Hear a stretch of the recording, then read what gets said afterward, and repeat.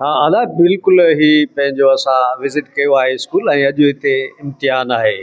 ही रहमान public school Kandiaro है। उन जो चीफ पैटर्न डॉक्टर अब्दुर्रहीम मल्लाह साहब भी असां सां गॾु आहे ऐं संदन दावत ते असीं आयासीं ॿियनि दोस्तनि साथियुनि सां गॾिजी करे ऐं हिननि जो माहौल ऐं नंढड़ा नंढड़ा उहे हिकिड़ा सितारा ज़मीन ते इहे ॿार उहे बि वेठा आहिनि पंहिंजे पूरे सां कम सां आहिनि। ज़ाहिर है कमर्शियल बुनियादनि ते शयूं थियनि थियूं पर सर्विस भी ॾियणी थी पवे ऐं उन जा एक्सपेंडिचर भी आहिनि। इन जे करे रुगो इहो चवणु मुनासिब न आहे त प्राइवेट इदारा महज़ कमाई जो सोर्स आहिनि। इतां वेही करे भी असीं पंहिंजे माण्हुनि जी सुठी ख़िदमत करे सघूं था, मयारी उन्हनि खे तइलीम ॾेई सघूं था ऐं उन्हनि जे मुस्तक़बिल खे इंश्योर करे सघूं था। सो मुंहिंजे ख़्याल में त ही इदारा भी असांजे लाइ ॾाढो सपोर्टिंग आहिनि।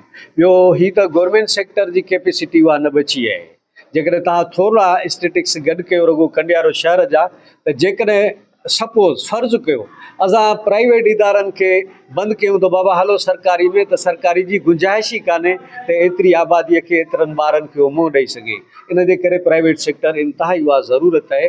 उन हिसाब सां असीं सुठियूं उमेदूं कयूं था त हितां जी मैनेजमेंट, हितां जी इंतिज़ामिया जे लाइ इहो आहे त पंहिंजे ॿारड़े खे टाइम ते इदारनि में मोकिलीनि। कंहिं हरू भरू जे सबबनि जे करे उन खां स्कूल जो हक़ न कसीनि। ॿार पहिरियों उन जो जेको ज़िम्मेवारीअ जो हिसो आहे त डेली ॿार उते अचे, उन खां पोइ थोरो उन ॿार जे कमकार ते बि निगाह रखनि। मसइलनि उन खां पुछी वठनि त बाबा अॼु केतिरा उस्ताद आया, तव्हांजा पीरियड कहिड़ा थिया कहिड़ा न थिया, ऐं उन जी कापीअ खे बि ॾिसी वठिजे, होमवर्क खे बि ॾिसी वठिजे। उन मज़ा यकीननि इदारे जी कारकर्दगी बि वालदेन जे साम्हूं तॾहिं थी अचे जॾहिं ॿारड़े जे हू उन बैग खे खोलींदो, उन सां ॻाल्हाईंदो। पर असां इन शइ खे तरजीह नथा ॾियूं भई प्राइवेट में ख़ुशूसन ॿार मोकिलियोसीं, रक्शो खणी वियो ऐं फीस बि ॾिनीसीं, हाणे वञी पाण ॼाणनि, त इहो रवियो जेको आहे उहो सुठो रिज़ल्ट नथो। रहमान पब्लिक स्कूल जो माहौल तमामु बहितरीनु, माशाअल्लाह साईं डॉक्टर अब्दुर्रहीम साहब जो कोशिशों ऐं काविशुनि सां हीउ इदारो क़ाइमु थियो आहे। मूंखे तमामु घणी ख़ुशी थी आहे। डॉक्टर हुअण जे बावजूदि बि हिन पंहिंजे तइलीमी सरगर्मियुनि खे जारी ऐं सारी रखियो आहे। साईं जे वालदेन बि इल्मी घराणो हुयो। अलहमदिल्ला हिननि उहो ई तसलसल क़ाइमु करे मयारी तइलीम जो हिकिड़ो इदारो खोले असांजे ॿहिराड़नि जे ॿारनि खे हिकिड़ो तइलीम जो बहितरीनु मौक़ो ॾिनो आहे। असां दुआ गो आहियूं त हीउ इदारो वधीक कामयाबु कामरान। मुंहिंजो ख़्यालु आहे त अॼु जेको ही रहमान पब्लिक स्कूल विज़िट कयोसीं, मूंखे ख़ुशी आहे त मुंहिंजो प्राइमरी उस्ताद जंहिंजे नाले सां मुंहिंजे फर्ज़नि जो स्कूल खोलियो आहे साईं अब्दुर्रहमान, जे मूंखे प्राइमरी में मुंहिंजे ॻोठ मूंखे तालीम ॾिनी।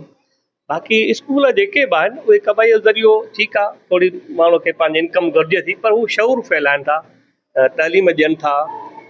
जेकॾहिं साईं जे चयो त जेके सरकारी सेक्टर में एतिरी कैपेसिटी कान्हे का, हीअ तव्हां स्कूल जे बंदि कराए छॾियो त बाक़ी ॿार काॾे वेंदा, हज़ारनि जेके लखनि जे तइदाद में आहिनि।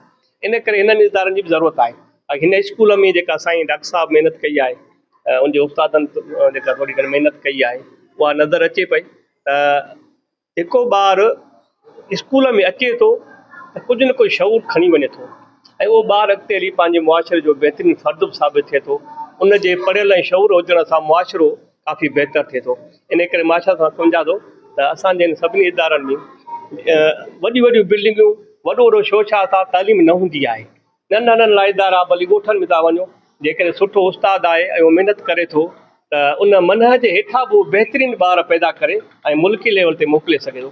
जेकॾहिं वॾा वॾा शोशा वारा इदारा आहिनि वॾनि शहरनि में, तालीम न आहे, शऊर न आहे, त उनजो हुजण जो को फ़ाइदो कोन्हे। मां डॉक्टर साहिबु इन उस्तादनि ऐं हितां जे ओनर तमामु घणी महिनत कई आहे, इदारे ख़ूबसूरत ठाहियो। इन करे असां कोशिशि कंदासीं त वधि में वधि तइलीम सुठी अचे, घटि में घटि फीस।